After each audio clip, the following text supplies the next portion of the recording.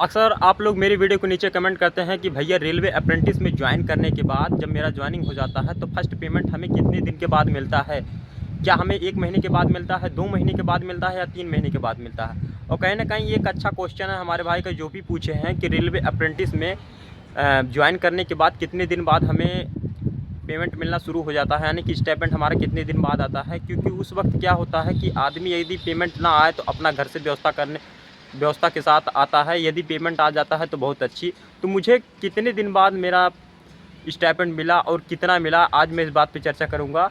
और नमस्कार दोस्तों, मेरा नाम है अभिषेक, मैं कर रहा हूँ एनसीआर प्रयागराज से अप्रेंटिसशिप। और अप्रेंटिसशिप का मेरा 4 मंथ कंप्लीट होने वाला है। और मेरा ड्यूटी सबसे पहले मैं दिखा देता हूँ कहाँ पर लगा है। ये देख सकते हैं आप स्टेशन पर कुछ इस प्रकार का यहाँ पर आप देख सकते हैं। जब आप भी रेलवे से अप्रेंटिस करेंगे तो किस इस प्रकार का आपका भी ड्यूटी लगेगा। तो चले चलते हैं, बताते हैं कि ज्वाइनिंग के कितने दिन बाद हमारा स्टाइपेंड मिलता है। तो चले चलते हैं, देर ना करते हुए वीडियो को स्टार्ट करते हैं। देखिए, सबसे पहले मैं एनसीआर प्रयागराज का बता देता हूं कि एनसीआर प्रयागराज में यदि आपका ज्वाइनिंग होता है, इस जगह से यदि आप फॉर्म भरे हैं तो इस जगह में कितने दिन बाद आपका स्टाइपेंड मिलता है। देखिए, मेरा जब ज्वाइनिंग हुआ तो मेरा 1 ही महीने में मेरा फर्स्ट पेमेंट आ गया था, यानी कि स्टाइपेंड मेरा मिलना शुरू हो गया था।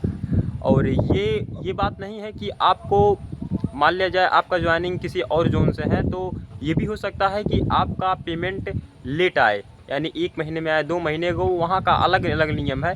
लेकिन एनसीआर प्रयागराज में अब जब भी ज्वाइनिंग करेंगे तो आपका फर्स्ट पेमेंट आता है, आपका 1 ही महीने में आ जाता है।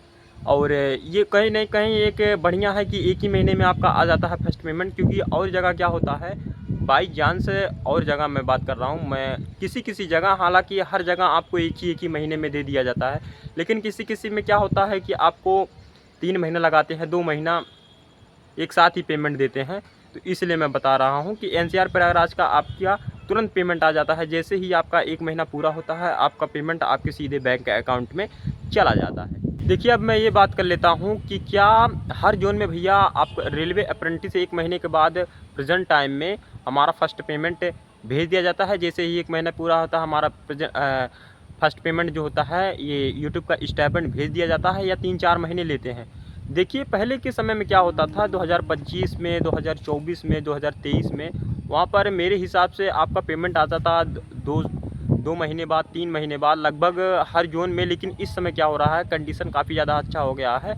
लगभग हर जोन में आपका पेमेंट जैसे ही आपका ज्वाइनिंग होता है, आपका जैसे ही आप 1 महीने वर्क कर लेते हैं, आपके 1 तारीख से लेकर 10 तारीख के बीच में अगले महीने का पेमेंट आपको दे दिया जाता है। तो ये नियम सही है, क्योंकि यदि ये नियम नहीं रहेगा तो आदमी बहुत सारा दिक्कतों का सामना करना पड़ता है। क्योंकि वो घर से अपने व्यवस्था के साथ आएगा, मान लिया जाए उसको 1 महीना 2 महीना पेमेंट मिलने में ही लग जाए तो बेचारा घर से पैसा मंगाएगा तो उसको बहुत सारा मुश्किलों का सामना करना देखने को मिला। ऐसे क्या होता है, हमारा पेमेंट ज्वाइनिंग के बाद मिल जाता है तो हमें रहने खाने की सुविधा अच्छा रहता है।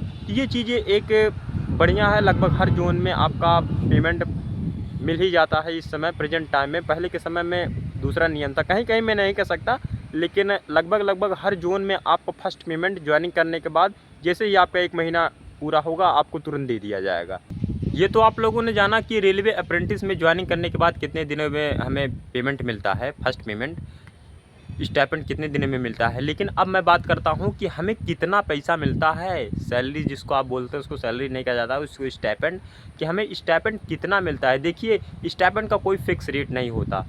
यहाँ पर आप अलग अलग जोन में अलग अलग स्टाइपेंड है। एनसीआर प्रयागराज की मैं बात कर दूँ तो यहाँ पर 9,600 रुपया यहाँ पर स्टाइपेंड आपको मिलता है।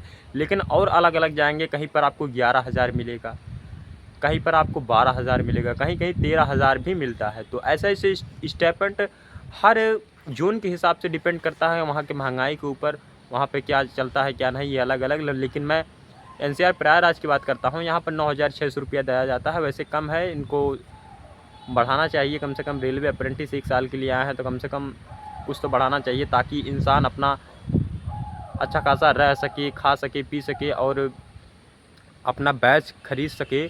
जैसे कोई कोर्स ले पढ़ाई लिखाई का, अपना बैच ले सके और अच्छे से अपना स्टडी कर सके, तो ये बढ़िया है, ट्यूशन व्यूशन कर सके। लेकिन ये थोड़ा 9,600 कम होता है, लेकिन क्या करेंगे, ये गवर्नमेंट का नियम है तो उसको हम बदल तो नहीं सकते। हाँ, अलग अलग जोन में अलग अलग होता है। कहीं कहीं आप देखेंगे जैसे वहाँ पर बिहार के साइड में, तो वहाँ पर कुछ ज़्यादा ही स्टाइपेंड मिलता है। हम मेरे हिसाब से 11,040 मिलता है, एग्जैक्ट अंदाज़ा नहीं है, लेकिन अलग अलग जगह अलग अलग रेट होता है इसका। 9,600 से कम किसी को भी नहीं मिलता, क्योंकि ये गवर्नमेंट का नियम आया था सितंबर 2025 में ही कि स्टाइपेंड 9,600 से कम किसी को नहीं मिलेगा, उससे ऊपर ही मिलेगा। तो ये बातें आप लोगों का क्लियर हो गया होगा कि मुझे 9,600 रुपया स्टाइपेंड यहाँ पर मिलता है ट्रेनिंग के दौरान। और बहुत लोग हमारे वीडियो के नीचे कमेंट करते हैं, भैया क्या आपको हार्ड वर्क कराया जाता है या नॉर्मल वर्क कराया जाता है, क्या वर्क आपको क्या करना पड़ता है, क्या ट्रेड वाइज आपको वर्क कराया जाता है। यानी मान लीजिए आपका फिटर्स ट्रेड है तो आपको फिटर ट्रेड से संबंधित आपको कार्य मिलता है या उससे अलग।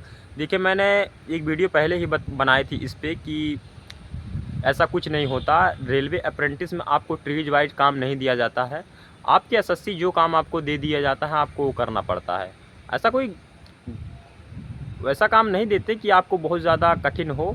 सब आपके टेक्नीशियन जेई आपके साथ रहते हैं, तो आपको नॉर्मल ही वर्क, यहाँ पर खतरे का काम कुछ भी नहीं दिया जाता है। वर्कशॉप हो या डिवीज़न, वहाँ पर खतरा, हाँ वर्कशॉप में मेहनत पड़ सकता है, लेकिन ये नहीं आपको खतरा वाला काम दे दिया जाए। तो ऐसा कुछ नहीं, क्योंकि आप 1 साल के ट्रेनिंग में हैं तो उनके ऊपर भी जिम्मेदारी रहती है। आप एसएससी के अंडर में काम करते हैं तो उनके ऊपर भी जिम्मेदारी रहती है कि ये लड़का 1 साल के अप्रेंटिस के लिए आया है तो इसको जो सिखाना हो सिखाइए, लेकिन ये नहीं कि आप खतरा वाला आपको काम दे देते। ये माइंडसेट में आप निकाल दीजिएगा। एक भाई का कमेंट आया था कि कैसा काम देते हैं, ऐसा कुछ नहीं, आपको नॉर्मल ही वर्क मिलता है। और यहाँ पर वर्कशॉप में भी आपको थोड़ा हार्ड वर्क देखने को मिलेगा, लेकिन वहाँ पर होता क्या है कि टाइम से आपको 2-3 घंटे में आप अपना काम फाइनल करके आप अपना घर जा सकते हैं। आप लोग इतना कमेंट करते हैं मेरे वीडियो के नीचे कि भैया क्या काम करते हैं, क्या काम करते हैं। अब मैं सोच रहा हूँ कि क्यों ना इस पर एक वीडियो बनाया जाए, कि मैं अब सोच रहा हूँ कि डेली लाइफ स्टाइल को दिखाया जाए कि मैं क्या काम करता हूँ, क्या कागज़ में क्या लिखता हूँ और रिलीजिंग कैसे करते हैं। सारा वीडियो मैं सोच रहा हूँ कि अपने रेलवे अप्रेंटिस की जर्नी को मैं उसमें दिखाऊँ। इस तरीके की वीडियो बना रहा हूँ तो आप लोगों को इन्फॉर्म दे रहा हूँ, इन्फॉर्मेटिव इसको कह सकते हैं। लेकिन अब सोच रहा हूँ डेली दिनचर्या अपना दिखाऊँ कि किस तरीके से रेलवे अप्रेंटिस एम्प्लॉय अपनी ज़िंदगी में मुश्किलों का सामना करता है, किस तरीके का रहता है, किस तरीके का खान पान, हर चीज़ मैं ये स्टार्ट जल्द ही करने वाला हूँगा, क्योंकि तभी आप समझ पाएंगे कि रेलवे अप्रेंटिस करें या नहीं। और ये चैनल मैंने रेलवे अप्रेंटिस से लेकर बनाया है ताकि जो भी भाई लोग रेलवे अप्रेंटिस करें उनको एक हेल्प मिल पाए। अभी देखिए 4 महीना मेरा कंप्लीट हो गया है, 8 महीना और रेलवे अप्रेंटिस बचा है। तो 8 महीने के अंदर जो भी मेरे एक्सपीरियंस है मैं आप लोगों को शेयर करूंगा, ताकि आपको कुछ भी दिक्कत का सामना करने के ना मिले और आए अपना रेलवे अप्रेंटिस और बढ़िया से अपना करें, ताकि आपको कुछ भी दिक्कत का सामना करने को ना मिले। बाकी 8 महीने बाद क्या होगा, गवर्नमेंट जॉब लगेगी या नहीं लगेगी, ये तो आपके पढ़ाई के ऊपर डिपेंड करता है कि आप कितना स्टडी करते हैं। यदि हम पढ़ेंगे नहीं, चाहे आप हो या मैं हूँ, तब तक आप गवर्नमेंट जॉब पा ही नहीं सकते, रेलवे ग्रुप डी हो या कुछ भी हो। तो इसलिए कोटा ठीक है 20% का हमें मिल रहा है, हम नहीं कह रहे हैं, लेकिन उसके साथ थोड़ा पढ़ाई भी ज़रूरी है। इसलिए थोड़ा बहुत टाइम निकाल कर आप रेलवे अप्रेंटिस में जब आएँगे तो स्टडी को अपने कंटिन्यू रखिएगा, उसके बाद आप थोड़ा बहुत मेहनत करेंगे आप हो जाएंगे। तो बस आज की वीडियो को इतना ही रखते हैं। यदि मेरा वीडियो आप लोगों को पसंद आया होगा तो लाइक कीजिएगा, चैनल पर नया है तो सब्सक्राइब कीजिएगा। मिलते हैं किसी और नए अदर कंटेंट के साथ, तब तक के लिए बाय बाय।